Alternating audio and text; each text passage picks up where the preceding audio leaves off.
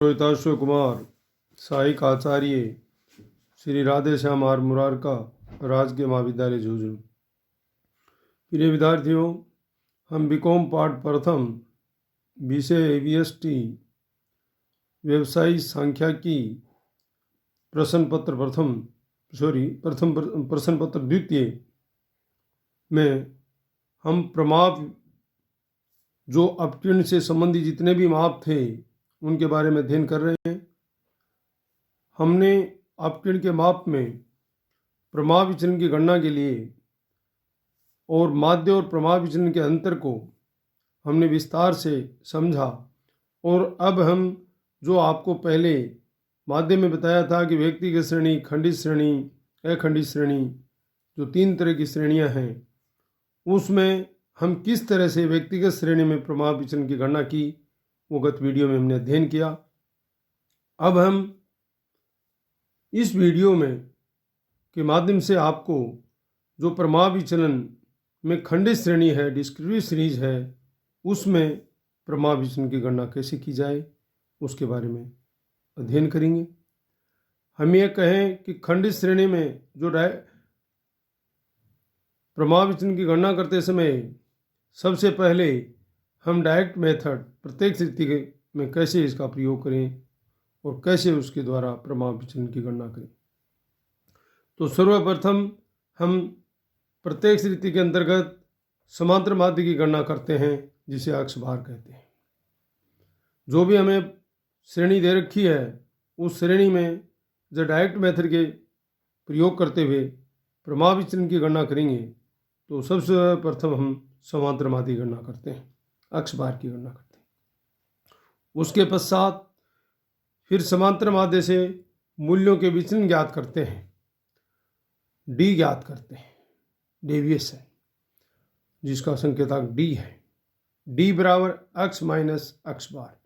जो मूल्य दे रखे हैं व्यक्ति की श्रेणी में, उसमें से जो समांतर मूल्य हमने ज्ञात किया था उस प्रत्येक मूल्य में से समांतर माध्य घटाते हुए जो विचलन प्राप्त होंगे उसको संकेतांक जो डी हमने लिया, छोटा डी, उसके अंकित करते जाएंगे।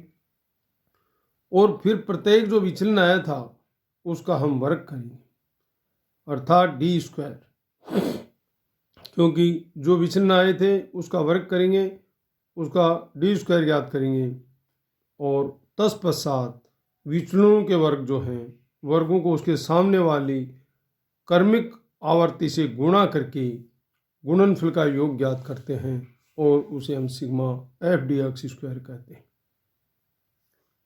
सूत्र का प्रयोग करते हैं तो उसमें स्टैंडर्ड डेविएशन का बराबर sigma F D square upon का अंडर रूट। जो प्रमाप विचलन स्टैंडर्ड डेविएशन है उसको ज्ञात करेंगे और उसमें हमें क्या चाहिए, sigma F D x square चाहिए और किसका भाग लगाएंगे, नंबर ऑफ आइटम्स का भाग लगाएंगे n, और उसका अंडर रूट ज्ञात करने से प्रमाप विचलन स्टैंडर्ड डेविएशन प्राप्त हो जाएगा प्रत्येक स्थिति।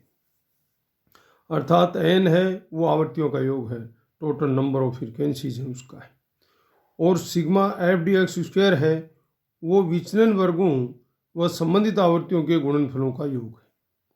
अर्थात हम ये कहें total of product of A square of A deviations and frequencies. अतः समांतर माध्य यदि पूर्णांक में है तो ये रीति उपयुक्त रहती है। जो डायरेक्ट मेथड की हमने कहा था, प्रत्येक स्थिति की जो बात की थी, खंडित श्रेणी में जो बात की थी, क्योंकि खंडित श्रेणी में आपको बताया था कि मूल्य और आवर्तियां दोनों होती हैं।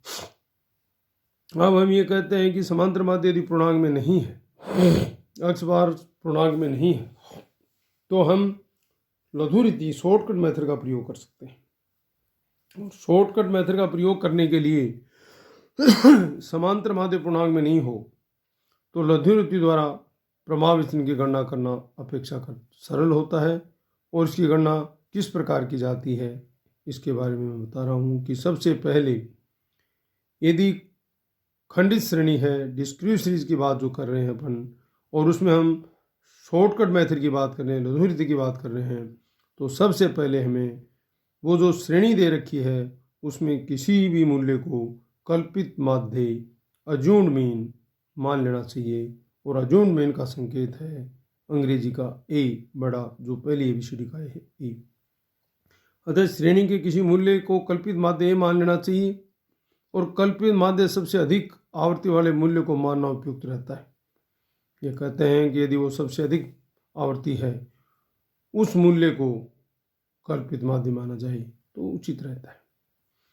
और कल्पित माध्य ए से विभिन्न मूल्यों को के जो विचलन हैं वो निकाले जाते हैं।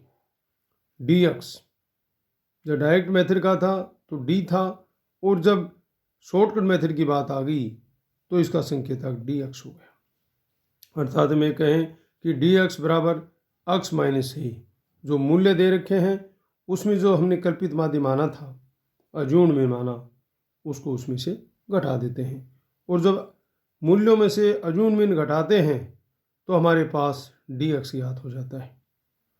और उस तत्पश्चात हम विचलन को उनके संबंधी आवर्तियों से गुणा करके गुणनफल का योग ज्ञात कर लिया जाता है।